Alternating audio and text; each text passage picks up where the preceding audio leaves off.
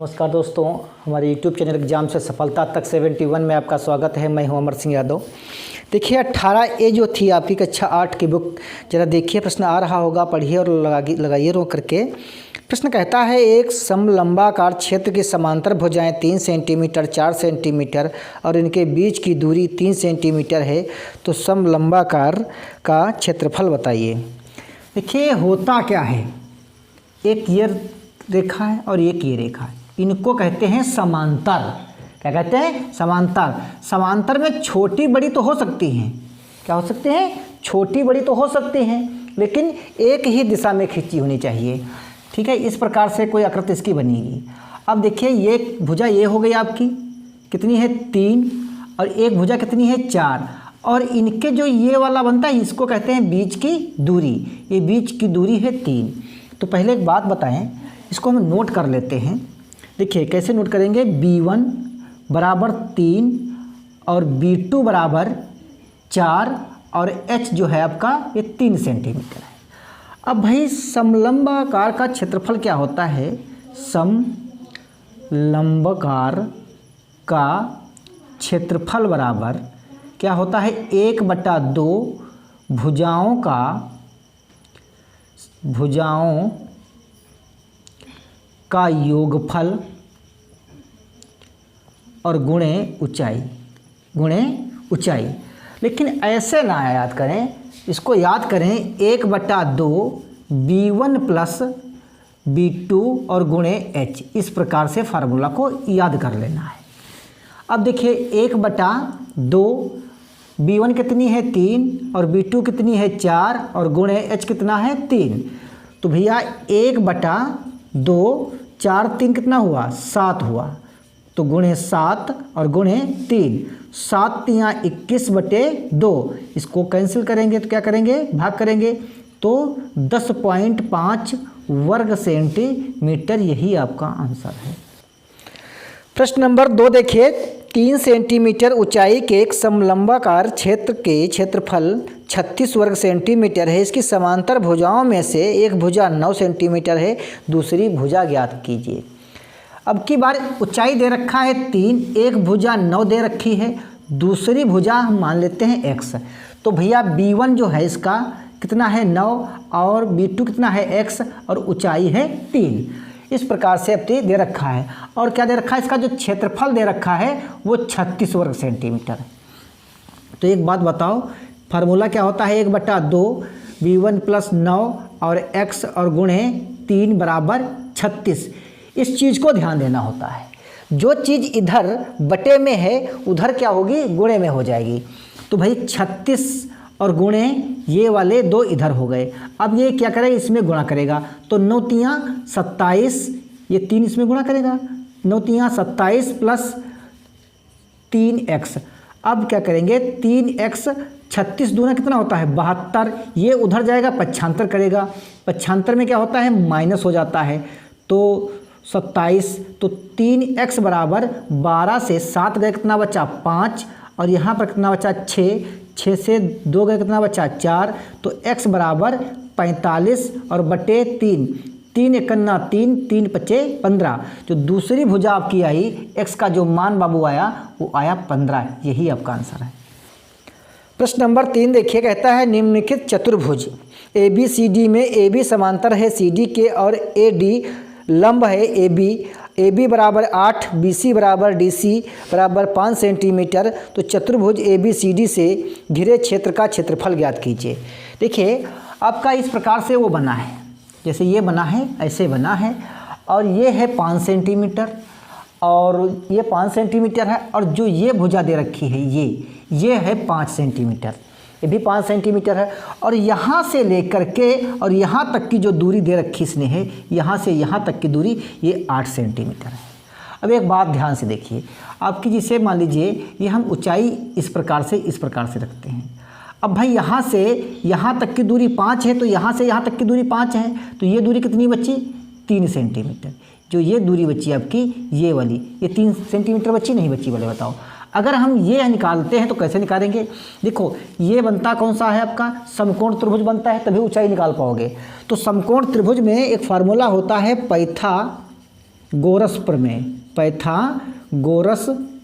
Pythagoras प्रमेय से क्या होता है बाबू, कर्ण स्क्वायर बराबर लंब स्क्वायर और प्लस आधार स्क्वायर। ये आधार का मतलब ये वाला हुआ आधार, और कर्ण के सामने, नव्यांश के सामने जो भुजा होती है उसे कर्ण कहते हैं, जो ऊपर जाती है उसे लंब कहते हैं।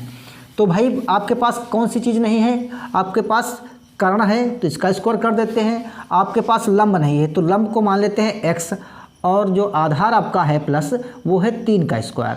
अब क्या करेंगे, 25 बराबर x स्क्वायर प्लस 3 3 9। अब इसको पक्षांतर करेंगे, माइनस हो जाएगा, तो x स्क्वायर बराबर कितना बचा 16, तो x बराबर अंडर रूट, तो x बराबर कितना आ जाएगा 4। तो आपकी जो h आई वो आई 4। अब देखिए यहाँ पर ध्यान से देखिए, b1 बाबू कितना है इसका 5, और b2 कितना है 8। अब ये पूरी भुजा की बात कर, जो आपकी दूसरी जो भुजा बनेगी तो पूरी भुजा 8 होगी, और h आपके पास हो गया 4। अब कहता है हमें क्षेत्रफल बता दीजिए समलंब का, तो समलंब का क्षेत्रफल जानते हैं आपको क्या होता है, 1/2 b1 प्लस b2 गुणे h, तो 1/2 और ब्रैकेट 5 प्लस 8 और गुणे 4, तो 2 दूनी 4, 8 5 13 और गुणे 2 बराबर 26 वर्ग सेंटीमीटर। ये आपका आंसर हो गया। किसी को कोई दिक्कत? प्रश्न नंबर 4 देखिए, एक समलंबकार क्षेत्र की समांतर भुजाएं 8 सेंटीमीटर, 6 सेंटीमीटर, ऊंचाई 4 सेंटीमीटर है, समलंब का क्षेत्रफल बताना है। बाबू 4 सेंटीमीटर है एक भुजा, दूसरी भुजा 8 सेंटीमीटर है और ऊंचाई 4 है, और ये भुजा 4 नहीं 6 है, इसका क्षेत्रफल बताना है। तो भाई b1 बराबर कितना है इसका है 6, और b2 बराबर कितना है 8, और h बराबर कितना है इसका 4 सेंटीमीटर। तो इसका फार्मूला तो लिखा है, तो 1/2 b1 कितना हुआ 6 और 8 और गुणे 4, 2 दूनी 4, 8 6 14 और गुणे 2 बराबर 28 वर्ग सेंटीमीटर। ठीक है, यही आपका आंसर है। प्रश्न नंबर 5 देखिए, कहता है एक समांतर समलंब का क्षेत्रफल 240, बाबू जो लिखा है ये गलत है, यहाँ पर 270 होना चाहिए। 270 वर्ग मीटर है, इसकी ऊंचाई 15 सेंटीमीटर है, 15 मीटर है। यदि समांतर भुजाओं में एक भुजा दूसरे की 2 गुनी हो तो दोनों भुजाएं ज्ञात कीजिए। मान लेते हैं ये जो है आपका ये 15 दिया है, और जो क्षेत्रफल आपका उसमें 240 किताब में लिखा है ये गलत है, यहाँ पर 70 होना चाहिए, 70 है। और एक भुजा है x, तो दूसरी कितनी हो जाएगी 2 गुनी है तो 2x हो जाएगी। अब इन भुजाओं को निकालना है, तो सीधी बात है समान, तो इसमें देखिए b1 बराबर क्या हुआ आपका x, और b2 बराबर हुआ 2x, और h हुआ आपका 15। तो फार्मूला रखा है 1/2, तो x प्लस 2x और गुणे 15 बराबर 270। ठीक है, अब क्या करेंगे, x ये है 2x, 1x ये है, तो कितना हो जाएगा 3x और गुणे 15 बराबर 270। ये उधर क्या करेगा, गुणा कर देगा, तो इसे गुणा 2 हो गया। ठीक है, अब 15 3 45, 15 3 45, x बराबर 270 गुणे 2, तो x बराबर 270 गुणे 2 और बटे 45, 9 5 45 और 9 3 27, 5 छक्का 30 और 6 दूनी 12। तो पहली भुजा आपने मानी थी x, तो जो b1 का मान आया, b1 का वो 12 हो गई, और b2 इसकी थी 2 गुनी, तो 12 दूनी कितना हो जाएगा 24। यही आपके आंसर हैं दोनों। अब देखिए उदाहरण नंबर 1 देखिए, उदाहरण में कहता है एक समलंब की समांतर भुजाएं 15 सेंटीमीटर 8 सेंटीमीटर हैं, उनके बीच की दूरी 12 मीटर है, तो समलंब से घिरे क्षेत्र का क्षेत्रफल ज्ञात कीजिए। इसकी जो भुजाएं हैं, एक भुजा है बाबू 15 और एक भुजा आपकी है 8, और इनकी जो ऊंचाई है h वो है 12, इसका क्षेत्रफल पूछता है। तो भाई b1 बराबर आपका 15 है और b2 बराबर बाबू 8 है, और जो h है आपका वो 12 है, तो 1/2 15 और प्लस 8 और गुणे 12, तो 2 छंग 12, 15 8 कितने होते हैं 23 और गुणे 6, तो 6 3 18 और 6 दूनी 12 और 1 13, 138 वर्ग सेंटीमीटर आपका वर्ग मीटर आपका आंसर आ गया।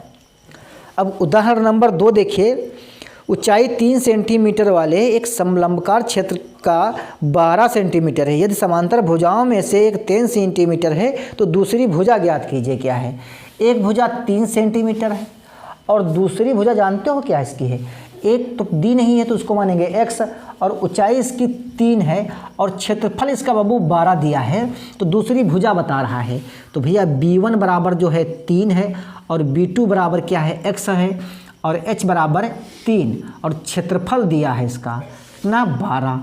तो वही फार्मूला 1/2 b1 प्लस तो 3 प्लस x और गुणे 3 बराबर 12।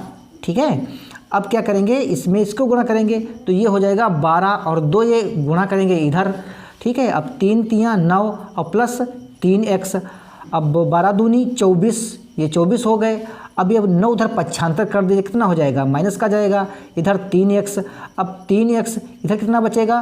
15। तो x बराबर कितना होगा? 15/3, 3 पचे 15, तो x बराबर 5। जो b2 आपकी आएगी ये वाली वो 5 आएगी। किसी को कोई दिक्कत? दोस्तों अगर ये वीडियो आपको पसंद आए तो शेयर करिए, और हाँ वीडियो भाई शेयर ज़रूर कर दिए, क्योंकि बहुत मेहनत से बनाते हैं। वीडियो देखने के लिए धन्यवाद।